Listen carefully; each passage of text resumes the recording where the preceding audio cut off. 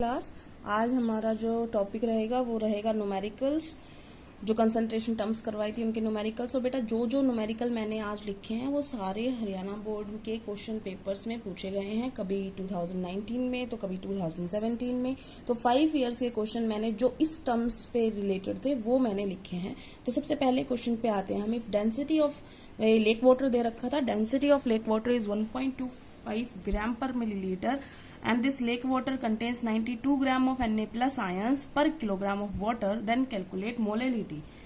तो सबसे पहले आपको मान लो क्वेश्चन समझ में नहीं आ रहा, आप सबसे पहले करो जो आपको प्रोवाइड है वो लिख लो। आधा नंबर तो ये लिखने क्या मिल जाएगा आपको। तो आपने डेंसिटी लिखना है, उसके बाद 92 ग्राम ऑफ Na प्लस, इसका मतलब ये सॉल्वेंट है तो मास ऑफ सॉल्वेंट आपने पूरा लिखना है, मैंने शॉर्टकट लिखा हुआ है। तो मास ऑफ सॉल्यूट जो है आपका 92 ग्राम होगा पर किलोग्राम ऑफ वाटर। तो वाटर क्या है यहाँ पर, सॉल्वेंट। तो मास ऑफ सॉल्वेंट कितना है पर किलोग्राम, इसका मतलब हम 1 kg लेंगे, 1000 ग्राम या 1 kg जो भी आपने लिखना हो।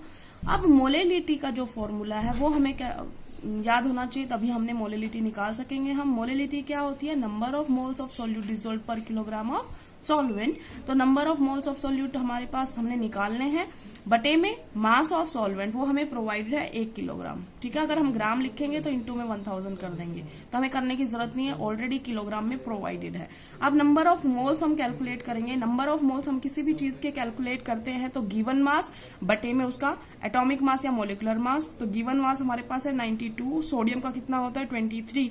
तो ये हमारे मोल्स आ गए। ये हम वैल्यू हम मोलेलिटी के लिए लिख देंगे। मोलेलिटी के लिए 92/23 बटे में 1, बस ये आपका क्या आ गया, मोल्स पर किलोग्राम। या तो आप ये यूनिट लिख सकते हैं या सिंपल आप इसको सोल्व जो भी करेंगे जो भी आएगा, सिंपल आप जो भी टर्म आएगी उसके पीछे स्मॉल m लिख दो, बस क्वेश्चन हो गया। ये क्वेश्चन थोड़ा सा ट्रिकी नहीं था लेकिन कंफ्यूजिंग था इस वजह से क्योंकि यहाँ पर डेंसिटी प्रोवाइड थी, और डेंसिटी प्रोवाइड थी तो बच्चे ये सोचेंगे कि डेंसिटी का कुछ ना कुछ यूज जरूर करना है, तो वो जरूर कुछ ना कुछ यूज करते, लेकिन इसमें कोई डेंसिटी का यूज करना ही नहीं था। ये जस्ट फिर कंफ्यूजन आपको दिया गया था कि आप कंफ्यूज हो जाए और इसका कहीं इस्तेमाल करें। तो मोलेलिटी में इस्तेमाल नहीं करना था। अगर आपसे मोलैरिटी पूछी होती तो आपको वॉल्यूम ऑफ सॉल्यूशन, जो मोलैरिटी का फॉर्मूला होता है ना, तो यहाँ पे वॉल्यूम ऑफ सॉल्यूशन आता है, तो आपको इसकी जरूरत पड़ती। अभी आपको इसकी कोई जरूरत नहीं है। अब आते हैं हम नेक्स्ट क्वेश्चन पे। ये हमारा क्वेश्चन हो गया 4 ग्राम NaOH dissolve in 500 millilitre solution. देखो 4 ग्राम NaOH का मतलब मास ऑफ सोल्यूट आपको प्रोवाइड किया गया है जो कितना है 4 ग्राम, और वॉल्यूम ऑफ सॉल्यूशन दिया है। बेटा ये ध्यान रखना, सोलवेंट दे रहे हैं, सॉल्यूशन दे रहे हैं, तो वॉल्यूम ऑफ सॉल्यूशन आपका है 500 मिलीलीटर। आपने मोलैरिटी कैलकुलेट करनी है, तो मोलैरिटी क्या होती है, number of moles of solute बटे में volume of solution in litre. ठीक है ना, तो हमारे यहाँ पे मिलीलीटर है तो हम इंटू में 1000 कर देंगे, इतनी सी बात है। अब नंबर ऑफ मोल्स कैसे निकालोगे आप, नंबर ऑफ मोल्स कैसे निकालते हैं, जो प्रोवाइडेड है, कितना प्रोवाइडेड है 4 ग्राम। ठीक है, और क्या है NaOH, तो NaOH का मोलर मास आपको पता है, इसका होता है 23, ऑक्सीजन का होता है 16, हाइड्रोजन का होता है 1, टोटल कितना आ गया 40। तो 4/40 कट गया 1/10। 1/10 को हम 0.1 मोल लिख सकते हैं। ठीक है, हमारा आ गया 0.1। तो मोलैरिटी कैलकुलेट करने के लिए ये 0.1 मोल ये हो गया हमारा। वॉल्यूम ऑफ सॉल्यूशन कितना है 500, इंटू में कितना कर देंगे हम 1000, ये हो गया आपका। और इसकी मोलैरिटी कितनी आ गई, ये आ गई आपकी 0.2 मोलर। ठीक है, समझ में आ गया होगा, सिंपल है, कुछ नहीं है इसमें, इतना आसान क्वेश्चन नहीं, दोनों आसान क्वेश्चन थे, सिंपल मोलैरिटी और मोलैरिटी के। अब आते हैं हम थर्ड क्वेश्चन। जो कुछ बच्चों को मोल फ्रैक्शन में दिक्कत है वो ध्यान से देखें क्योंकि ये मोल फ्रैक्शन पूछा गया है। सबसे पहले क्या पूछा उसने, calculate the mole fraction of, सिर्फ मिथेनॉल का पूछा गया है, in solution containing 30% of by mass in water. सबसे पहले तो आप इस लाइन को ही 30% मास मतलब m/m का मतलब क्या होता है, इसका मतलब ये होता है कि 30 ग्राम CH3OH डिसॉल्व किया गया है इन 100 ग्राम सॉल्यूशन। ये बात समझ में आ गई। m/m है, दोनों ही मास में आएंगे। ये सॉल्यूशन 100 ग्राम है, ये सोल्यूट है। तो अगर मैं ये पूछूं आपसे कि मास ऑफ सोल्यूट आपको पता चल गया, कितना आ गया 30 ग्राम। मास ऑफ सॉल्वेंट बता सकते हो आप? सॉल्वेंट कौन है हमारे पास यहाँ पर? उसने प्रोवाइड किया था वाटर, ठीक है, बोला है ना इसने वाटर के अंदर। तो कितना है वो 100, तो ये सॉल्यूशन है, उसमें से हम 30 माइनस कर देंगे, हमारे पास कितना आ गया 70 ग्राम। हमने पहले दोनों के मास निकाल लिए। क्योंकि हमें मोल फ्रैक्शन निकालना है तो हमें इन दोनों के मोल्स की जरूरत पड़ेगी। तो मोल्स पहले कैलकुलेट कर ही लेते हैं, उसके बाद मोल फ्रैक्शन निकालेंगे। तो number of moles of methanol, इसका मतलब सोल्यूट, क्या होगा? जो प्रोवाइड कर रखा है मास, जो गिवन मास है, ठीक है ना, बटे में जो उसका मोलर मास है। मोलर मास हम कैलकुलेट यहीं पे कर लेते हैं शॉर्ट में। कार्बन का होता है 12, हाइड्रोजन का होता है 3, ऑक्सीजन हो गया 16 और हाइड्रोजन होता है 1। 6, 7, 8, 9, 10, 11 और 1 12 और ये आ गया आपका 32। तो ये कटेगा और आपका जो मिथेनॉल का है वो 30/32, ये आ गया आपका 0.94 मोल्स। इतनी बात समझ में आ गई। उसके बाद हम वाटर का निकालेंगे। वाटर अब कितना है 70 ग्राम। 70 ये है, और वाटर का तो आप सिंपल निकाल सकते हो, 16 और 2 18, 18 होता है मोलर मास। तो 70/18 और 70/18 आता है 3.89 मोल्स, ठीक है। इतना आ गया आपको समझ में। उसके बाद हमें मोल फ्रैक्शन निकालना है। तो मोल फ्रैक्शन जब हम निकालेंगे, ये साइन होता है मोल फ्रैक्शन का, हमने निकालना है सिर्फ CH3OH का। तो हम किसके मोल्स लिखेंगे ऊपर? CH3OH के, बटे में इसके भी लिखेंगे, जो भी सॉल्यूशन में टोटल होते हैं उन सबका लिखते हैं।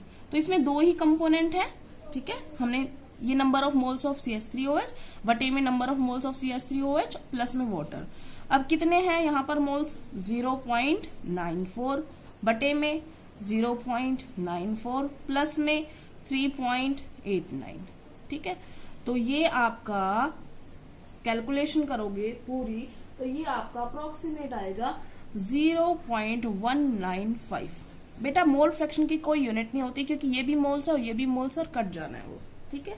तो ये आ गया आपका आंसर। तो ये मोल फ्रैक्शन हो गया। ये हमारे 3 क्वेश्चंस हो गए हैं। अब आते हैं हम 4th क्वेश्चन पे। तो 4th क्वेश्चन जो है हमारा वो है calculate molarity, molality and mole fraction if density of 20% m/m aqueous solution of Ki is 1.202 ग्राम पर cc, ठीक है। ये आपको प्रोवाइड है स्टेटमेंट, और अब आपने क्वेश्चन करना है। इसमें 3 चीज पूछी है, जो आपने इन तीनों क्वेश्चन में अलग अलग की थी वो एक बार में ही पूछ ली, और ये 3 नंबर का क्वेश्चन आया था, ठीक है। तो अब हम शुरुआत करते हैं। सबसे पहले जो आपको प्रोवाइड है वो सब लिख लो। डेंसिटी आपको प्रोवाइड है 1.20 ग्राम पर cc, ठीक है।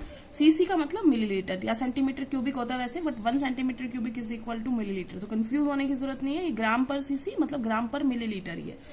उसके बाद आपको डेंसिटी दे रखी है। उसके बाद ये जो मेन चीज है, इसको जिसने सॉर्ट आउट कर लिया वो पूरा क्वेश्चन कर देगा, और जिसने इसमें गलती कर दी वो गड़बड़। अब 20% m/m, इसी का मतलब ढूंढते हैं। 20% m/m एक्वस सॉल्यूशन Ki का क्या मतलब है इसका? इसका मतलब है कि 20 ग्राम जो Ki है वो डिजोल्व इन 100 ग्राम, और ये सॉल्यूशन है बेटा। ये बात समझ में आ गई? क्या है ये? सॉल्यूशन। तो आपके पास मास ऑफ सोल्यूट कितना आया? 20 ग्राम। मास ऑफ सोलवेंट कितना आया? 100 माइनस 20 कितना? 80 ग्राम। इतना स्टेटमेंट से पता चल गया आपको, ठीक है। और सोलवेंट भी आपके पास कौन है? वाटर। ये भी बात पता चल गई है आपको। उसके बाद हम क्वेश्चन करते हैं, और क्वेश्चन करने के लिए सबसे पहले आपको क्या चाहिए? आपको चाहिए, पहले हम मोलेलिटी निकाल लेते हैं, वो आसान है क्योंकि मास प्रोवाइड है। तो मोलेलिटी के लिए आप क्या करोगे? Number of moles of solute. अब इसके किसके मोल्स निकालने हमने? Ki के, बटे में mass of solvent in kg, ठीक है। तो नंबर ऑफ मोल्स हम यहाँ पे कैलकुलेट कर लेते हैं Ki के। Ki का कितना है यहाँ पर मास दिया गया? 20 और के आई का मास, जो मोलर मास हम कैलकुलेट करेंगे के आई का, वो कैलकुलेट करके बेटा आ जाएगा 166। 39 उसका होता है और 107 उसका होता है, तो ये आ जाएगा 166 और इसका आ जाएगा हमारे पास नंबर ऑफ मोल्स 0.12 मोल्स। ये इतने मोल हमारे आ गए। ठीक है, अब हम शुरू करते हैं इसमें लिखना, मोलेलिटी निकालना है। नंबर ऑफ मोल्स आपको पता चल गए कितने आ गए 0.12। देखो mass of solvent in KG पूछा है, आपको कितना दिया है मास ग्राम में, तो ग्राम में दिया तो इंटू में 1000 कर देंगे हम, तो ये 80 इंटू में ये 1000। और बेटा मैं अगर यहाँ पे छोड़ देती हूँ तो कम से कम इतनी कैलकुलेशन तो आप कर सकते हो प्लीज। तो जैसे मैंने यहाँ पे किया तो ये आपका आ गया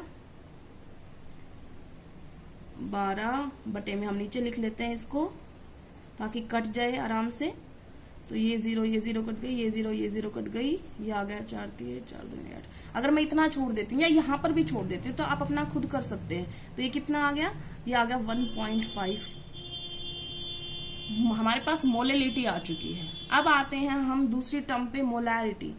मोलैरिटी के लिए आपको क्या चाहिए, नंबर ऑफ मोल्स ऑफ के आई, ये तो आपने कैलकुलेट कर लिया है, बटे में volume of solution in litre.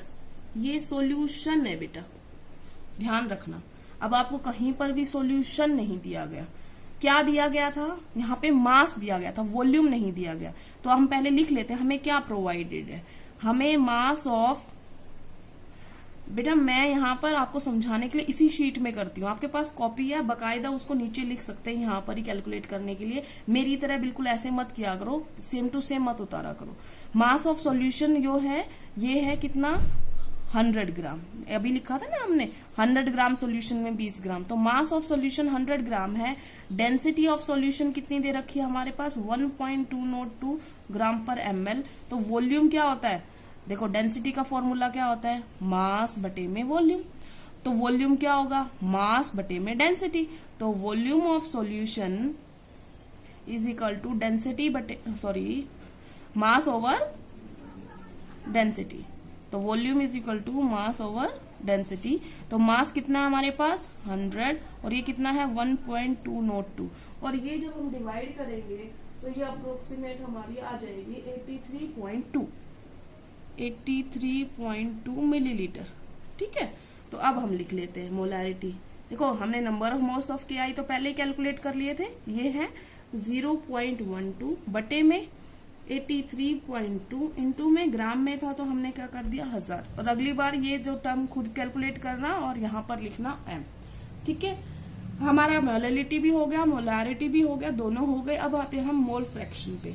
तो मोल फ्रैक्शन के लिए देखो हमने एक मोल्स तो कैलकुलेट कर रखे हैं, हमें दूसरा मोल और चाहिए, किसका, वाटर का।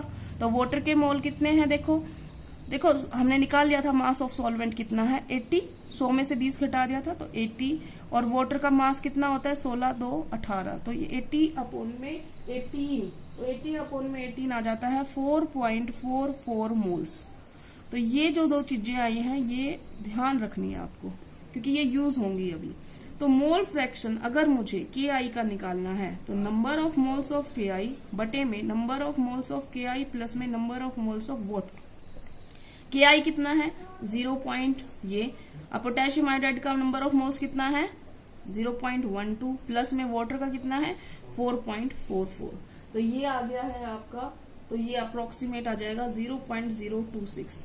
और इसी तरीके से अगर हम वाटर का निकालेंगे तो क्या आएगा, नंबर ऑफ मोल्स 4.44 या 0.12 प्लस में 4.44 बटे में वही करना है, ऊपर वाली चीज चेंज होनी है। उसके बाद ये आप कैलकुलेट करोगे तो ये अप्रोक्सीमेट आता है 0.97। ठीक है, अगर आपको ये कैलकुलेशन करने में दिक्कत है तो आप किसी एक की कैलकुलेशन कर लो, दूसरे के अपने आप निकाल लो। कैसे निकाल सकते हो, क्योंकि मोल फ्रैक्शन दो ही चीज है, तो मोल फ्रैक्शन वाटर प्लस में के आई क्या होना चाहिए 1। तो मान लो आपको वाटर का पता है और आपको के आई का निकालना है, तो के I is equal to 1 minus ये, तो कितना है ये 0.97, तो अप्रोक्सीमेट कितना आ गया 0.03। ठीक है, तो आप ये देखो ये क्या इससे मैच कर रहा है, 0.03 हमारा इस तरीके से, तो 6 का अगर हम राउंड ऑफ करेंगे तो 3 आएगा। तो अब ये हमारे कैलकुलेट हो गई सारी की सारी। हमने मोलैरिटी भी कैलकुलेट कर ली, मोलेलिटी भी कैलकुलेट कर ली और मोल फ्रैक्शन भी कैलकुलेट कर लिया दोनों का। ठीक है, थैंक यू क्लास।